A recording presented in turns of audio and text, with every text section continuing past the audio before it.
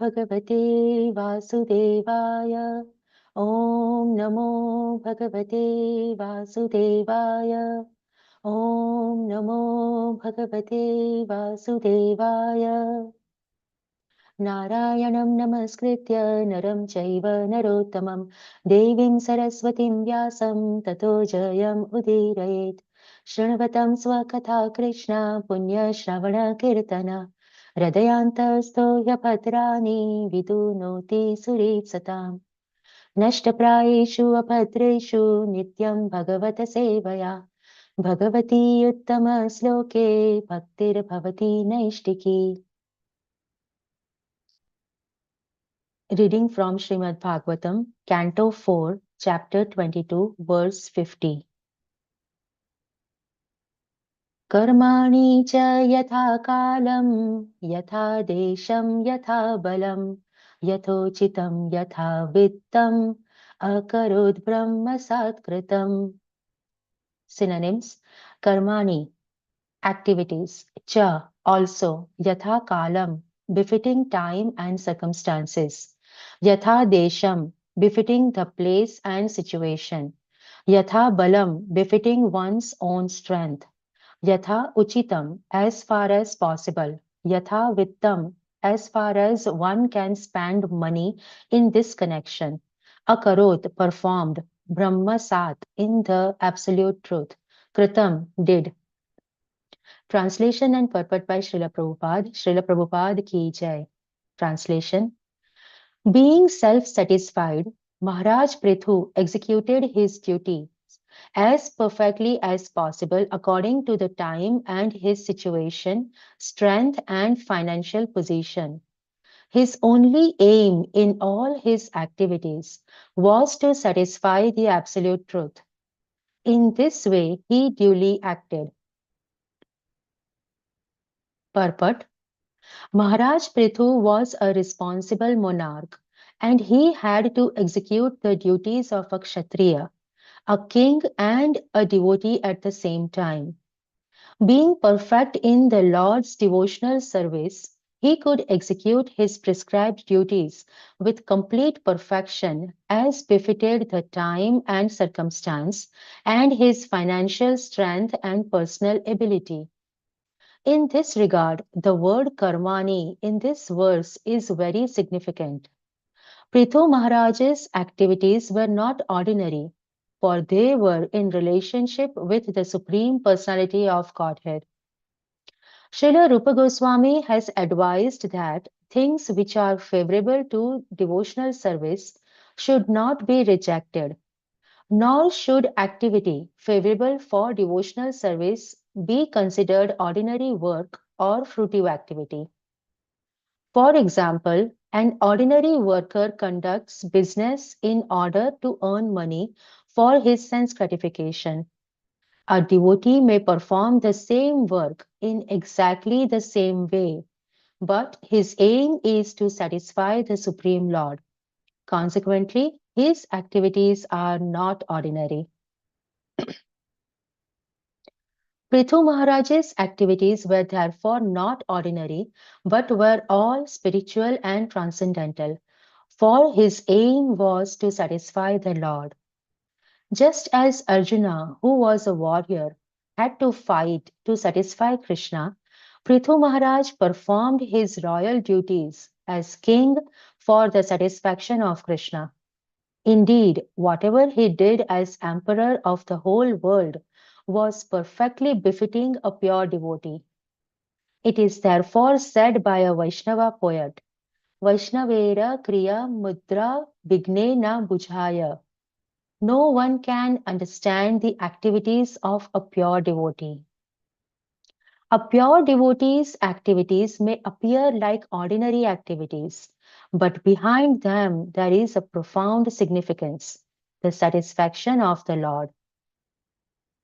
In order to understand the activities of a Vaishnava, one has to become very expert. Maharaj Prithu did not allow himself to function outside the institution of 4 Varnas and 4 Ashramas. Although as a Vaishnava he was a Paramhansa, transcendental to all material activities. He remained in his position as a Kshatriya to rule the world and at the same time remained transcendental to such activities by satisfying the Supreme Personality of Godhead. Concealing himself as a pure devotee, he externally manifested himself as a very powerful and dutiful king. In other words, none of his activities were carried out for his own sense gratification. Everything he did was meant for the satisfaction of the senses of the Lord. This is clearly explained in the next verse.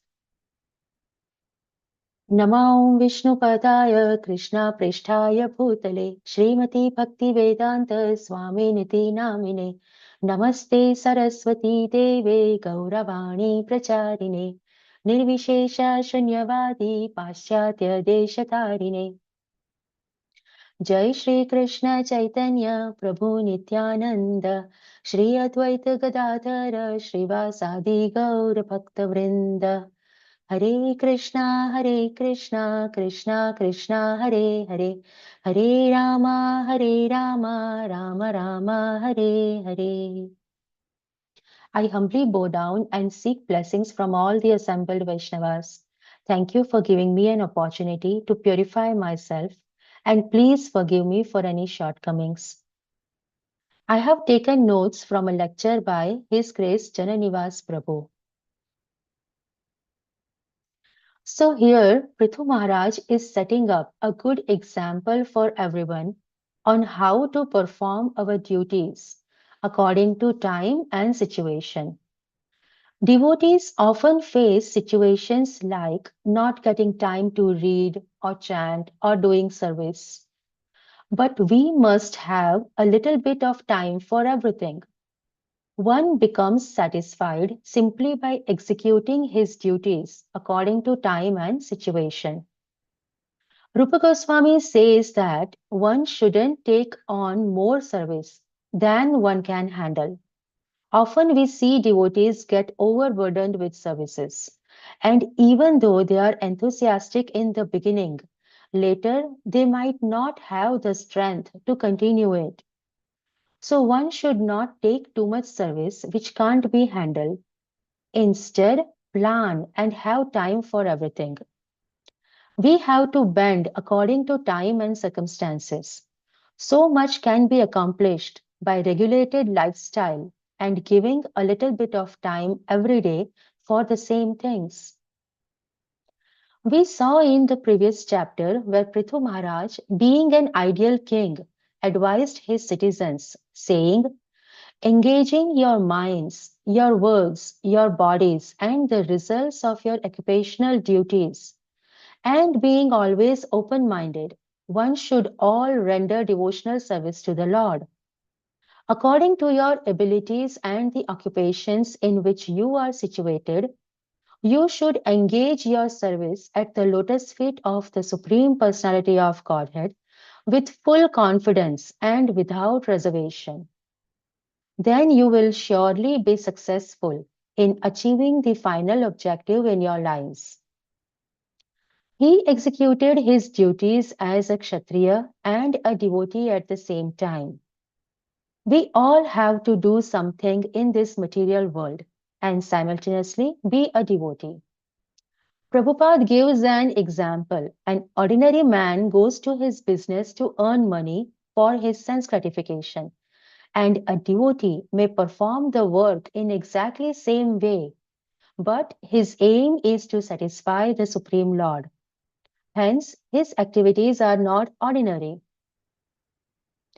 Two people side by side doing exactly the same work. Then why are the reactions not same? Karma is not just an activity or work, but it's the consciousness behind it is important. The person performing sense gratification with the fruits of his work is creating more karma and will have its reactions, is bound in the cycle of birth and death. Whereas a devotee who offers everything, including the fruits of his karma, to Krishna, there is no karmic reactions and will be freed from the cycle of birth and death.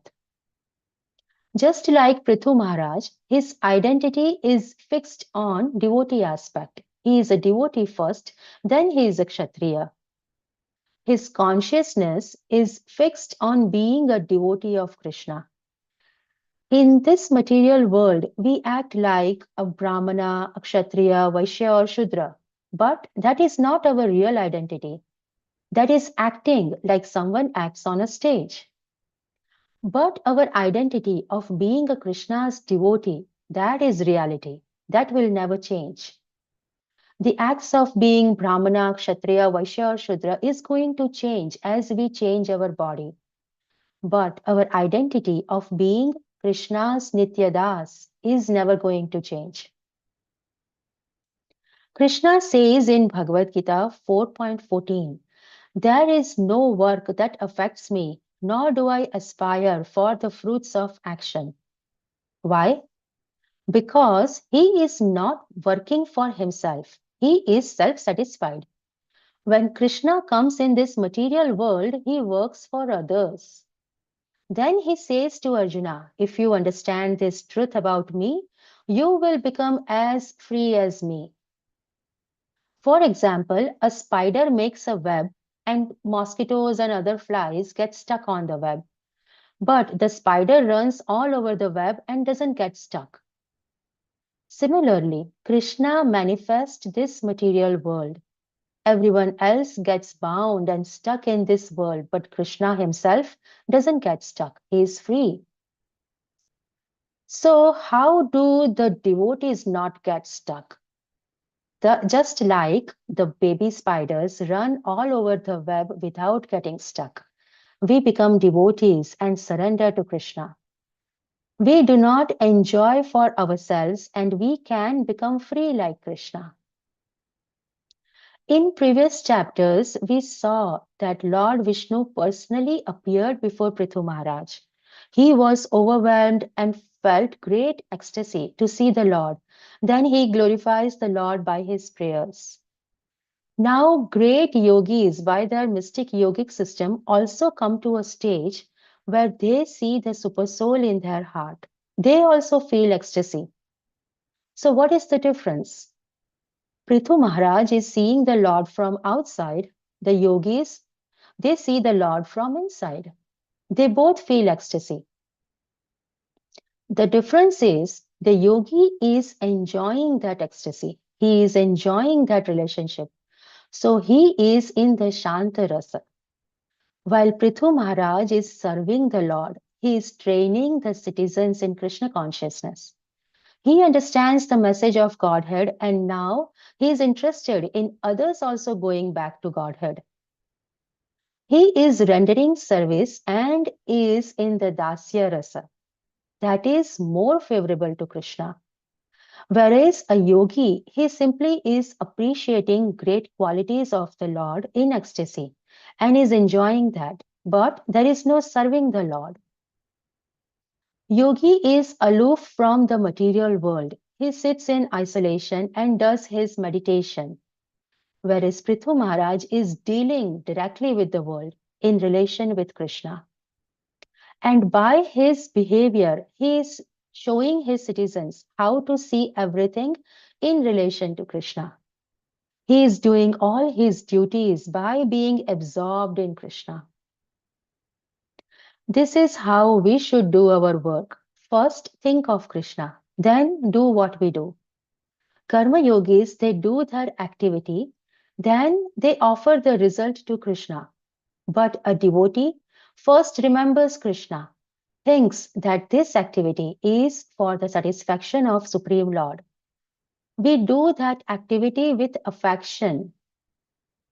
So rather than remembering Krishna at the end of the activity, we remember him before and in the middle and in the end also.